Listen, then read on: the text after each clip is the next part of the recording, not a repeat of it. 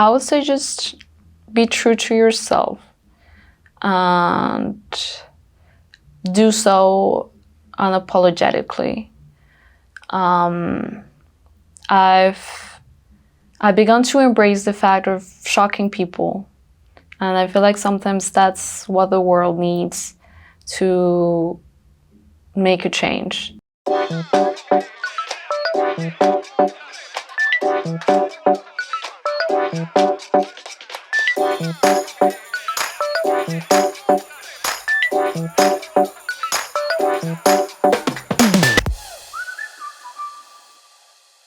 I do remember my mom didn't want to dress me as in a traditional girly way, but still, it showed more of what they thought maybe I should be.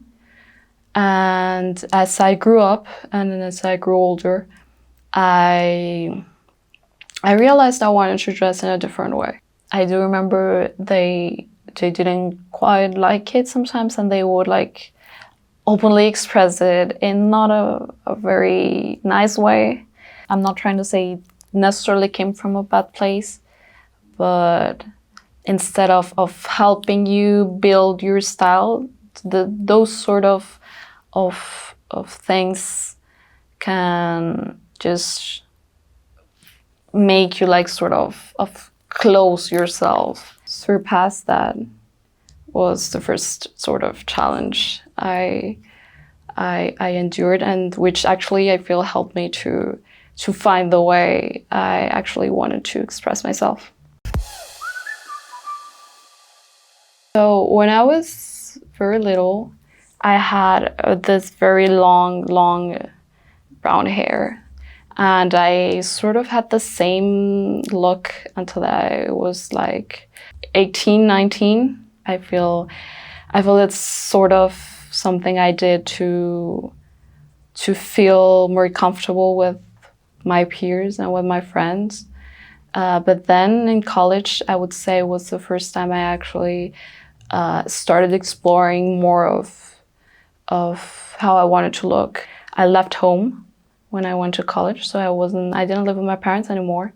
I lived in a new city in Bogota, in Colombia. I started thrift shopping. That was a whole change as well, because that's the way I feel like I truly began finding my style. In that sense, I'm not sure I have one style or a single style. It's more of a mood or how I'm feeling every day. And I feel like thrift shopping is sort of a whole experience. So I just sort of go finding or looking for things that talk to me. And so I sort of change a bit every day. So today I'm wearing sort of flowers and pink, but then tomorrow I might be all black because I like having or finding sort of statement pieces like accessories, earrings, necklaces. I like mixing it up and sort of find a balance between opposites maybe. I will say sometimes I find fashion in France a bit more conforming, a bit more like canon fashion. I feel like Colombia is, especially in the big cities like Bogota, and sort of Cali as well, but more in Bogota, you find more and more these young people exploring their own styles. And I feel since we're such a young country in terms of fashion, maybe it's what I feel. Maybe that still gives people a lot of liberty when it comes to exploring how they want to look. It's not the majority of them, sure. If I dressed like this in Colombia, I still get a lot of looks. But I also do here in Paris. And before I came, I imagined it would be a very open, or, this image of Paris is la capitale de la mode, je sais pas, but in the end, you find a bit of everything, but I feel like you also find a lot of more canonically or of styles that sort of follow what you find on the internet, or that's worn by influencers or by big brands. And so I will say it's maybe two very different ways of exploring fashion in both countries. I feel like we all care, maybe even if it's just a bit. I just try to not let it get to me. Found a way to enjoy kind of shocking people, and that's kind of funny because I don't feel like I have that weird of a taste in fashion, or that shocking, or that much of a shocking way of looking. Because sometimes when I go out in the streets, I get a lot of looks, especially from older people, older women, who look quite shocked by how I look, who look me up and down and look at my tattoos. And, well, men, I'm not sure they deserve a lot of comments on. Harassing exists everywhere. It is true that I felt it more back in Colombia, but it still exists everywhere. To me, the way I react to it, or the way I try to deal with it, is just when I walk on the streets, I just have my gaze just in front of me. I don't even give, or try not to give, the least opportunity to let something get to me. And you also find cool people. I also find cool, people that comment on my earrings or my tattoos, saying they like them, saying they like my style. To me, that's very rewarding. That can brighten someone's day when you comment or say you like something they're wearing, or how they choose to express themselves, because in the end, it's sort of complimenting their personality as well. I have a partner. I do have a partner right now. I would say we dress very differently. He's more of the type of person that looks for just comfort. We share certain pieces of clothes, well, because we live together as well, so we have a shared wardrobe. Mostly I borrow a lot of his stuff. He does borrow some of mine as well, so that's fun. To me, it's a mood. I honestly do not follow a lot of the fashion world. Well, you sort of inevitably find that if you have Instagram or TikTok, and I receive all of this information at the same time, so I just try to choose or to pick very selectively what I do like. For instance, I'm a vegetarian, just to give an example. So to me, wearing leather, even if it's vintage, it's a no for me. And I will respect everyone who chooses to wear it, but to me, I actually prefer looking for vegan leather, which is quite weird to find here in France.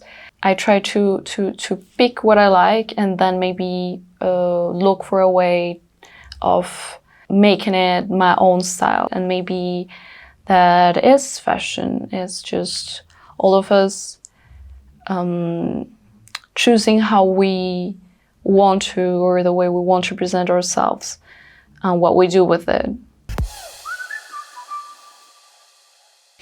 I have friends who work in fashion. They love it. But what I see from my perspective through their eyes, I don't always like what I see. I feel sometimes it can be very fake. As I guess, any other industry in the end. But since it's this industry that is so heavily based on looks, the way you look, it can be quite oppressive. It has certainly created some very unhealthy habits or unhealthy ways of just building relationships with each other, for instance. Maybe just staying on the surface and not going deep into knowing someone else. Certainly, I've always felt in this sort of weird limbo because I've always been very skinny since I was very little. And that is certainly the way, like a sort of an ideal that fashion industry has always looked forward to, or to the way they portray the bodies. Still, I feel like no matter how you look, the way women, or the way the standards have been built around women's bodies, in the end I feel like it makes us all feel like we're never enough. No matter how skinny you are, or no matter how curvy you are. Just to say, I remember I always felt very self-conscious about my body since like the age of 12.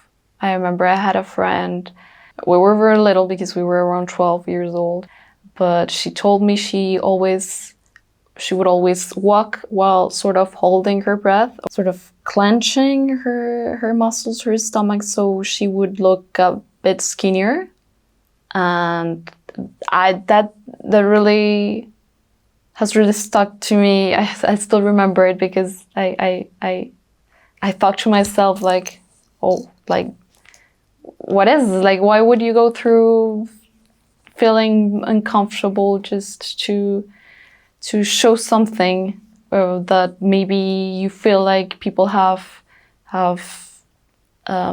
put into your head that you should look like, and especially since that very young age, and we get all of this information all the time, and maybe we're not always conscious of it. And although I say all of this, I obviously still struggle with my own body every day, or with how I choose to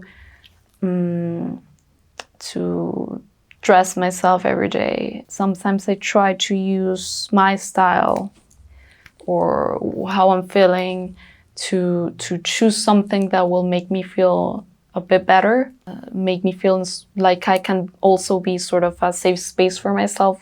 Certainly, as a Latina, who apparently doesn't look like one.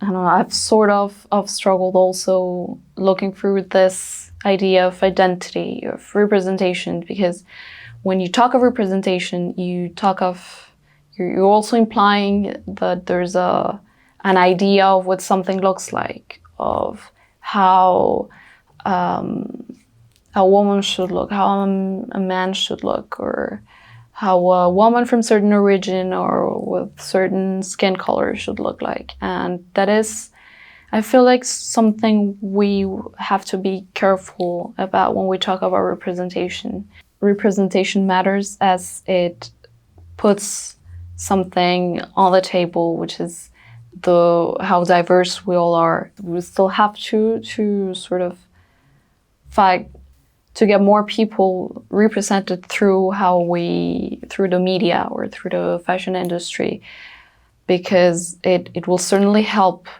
with, especially little kids. I think of little kids that are growing up looking at themselves and getting these ideas of how they should or they shouldn't look. Being able to find someone who tells them, I went through something like that, and we all struggle with that every day. I would say just be true to yourself and do so unapologetically.